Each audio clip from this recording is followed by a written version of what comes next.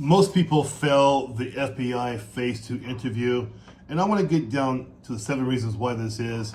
First one's this: most of you are treating it like a civilian type interview where you're expecting to be an arena where you're supposed to be liked. You know, they're not there to like you. They're there to make sure and understand from you that your answers are clear and analytical based. Yes, clear with good analytics. That's what they're going for. They're not hiring you for your personality. Save that stuff for the civilian based interview. Personality doesn't mean anything. They are evaluating you on how you are thinking, how you think. It is not a personality contest. You can be the nicest person in the world and they don't care about that. What they care about is how do you answer the questions they are giving you. Number 2, a lot is you guys are not explaining your decisions. So when I say that, here's what I mean. There should be some stories in your answers. You should know that already, right? You should already know that. But the problem you're skipping with your stories, I see this all the time in my coaching program, you're not telling me why you made that decision. See, the why has to come into play.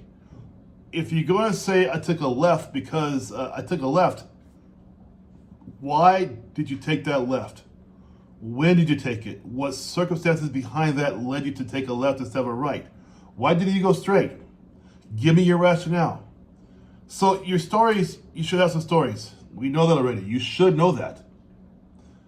If you know that, then you have your stories and you have to explain to us why you made the decision you made. If you don't listen carefully, if you don't explain your reasoning, you will lose points, guaranteed.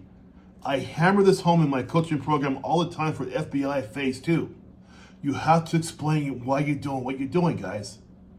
Third reason, of course, is the rambling, right? People are talking too much. They're getting off track. They can't maintain focus. And what happens is that rambling comes from people not understanding how to follow the question in the first place, right? Now, if you hear the question and you can't answer it, well, that's what happens. You're not going to be organizing your answer. You're going to be all over the place, and you cannot stay on topic. If it is not clear, it is not scoreable, right? They cannot possibly give you a fair score if they don't know where the heck you're going with your answer. Rambling comes along too from people being too nervous. Now, people say all the time to me, you know, Coach Mitch, I practice with myself time and time again in the mirror. A mirror is not another person. A mirror is you.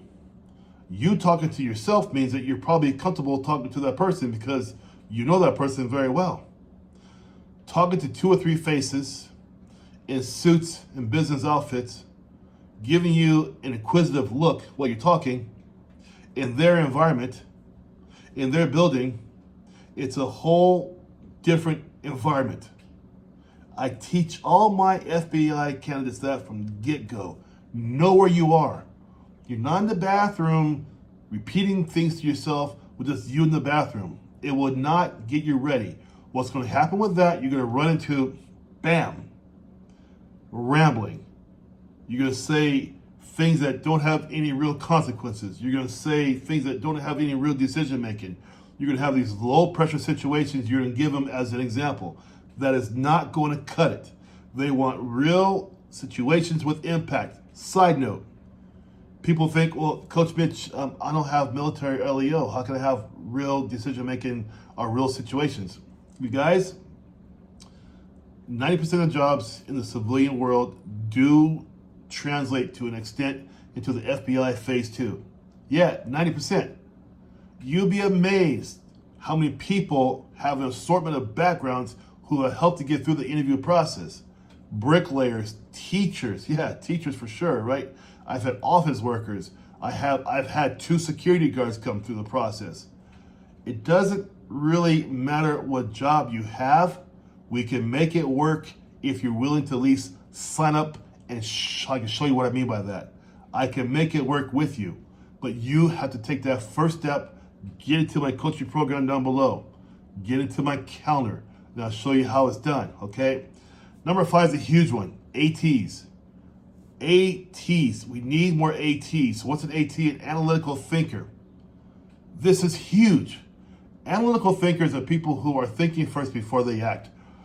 This is why you see, right, very few FBI personnel on the front of a YouTube or some kind of viral video, because they typically are thinkers. They think before they act.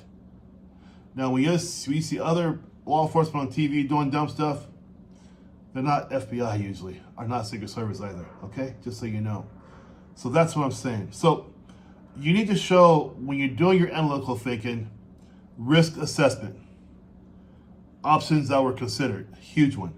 In my coaching program, we discuss options that were considered because they're going to counter ask you, why didn't you do this or that? I cover that in my coaching program. I show you how to answer those kind of questions. And the last one too is, why did you choose one action over another?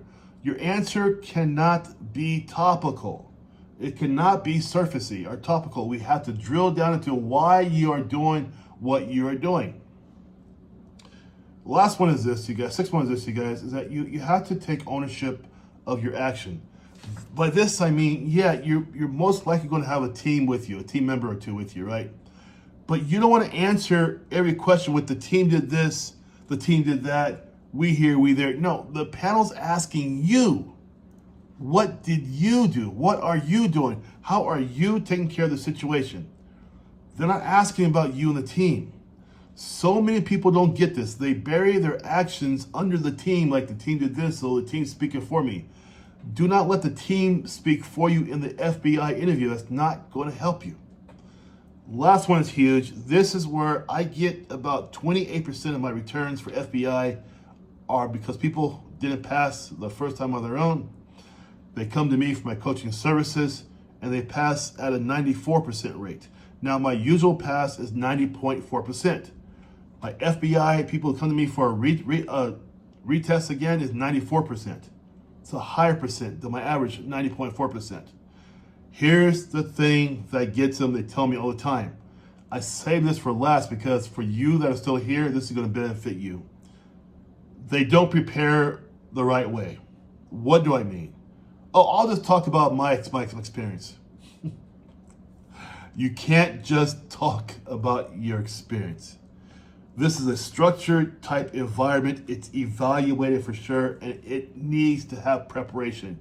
You just can't talk about your experience. We have to go through, you and I. When you're in my program, I coach you for sure, 3, 4, 5 times for sure. But in between coachings, we're passing email back and forth. We're updating, we're improving, we're making your story better and better and better so it relates to the FBI. That's what we're doing. You have to make your answers sharp. There's no getting around this. They got to be sharp. They got to withstand a lot of crap coming from this panel because they're going to put you under a lot of stuff to make sure you feel the heat and the pressure. Also, you guys, your delivery has to be controlled.